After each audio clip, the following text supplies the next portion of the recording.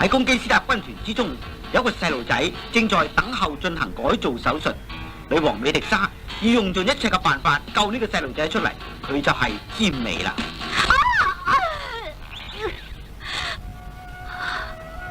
尖美，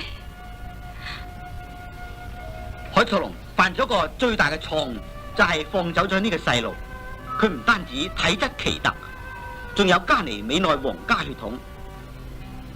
女王美迪莎係進行過身體機械手術，佢嘅腦儲存咗一種能量，有陣時佢會恢復翻美迪莎本來嘅面目，但係時間好短暫。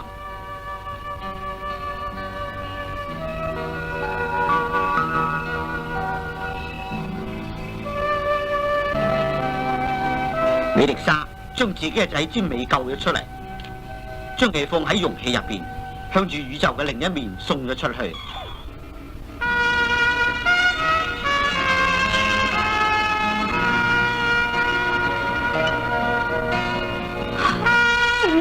尖美就係喺呢個容器長成。咁多年嚟，美迪莎教尖美好多知識，都係通過催眠機械進行嘅。而家尖美已經成長啦，今年17歲，不過佢有15年係喺太空度過嘅。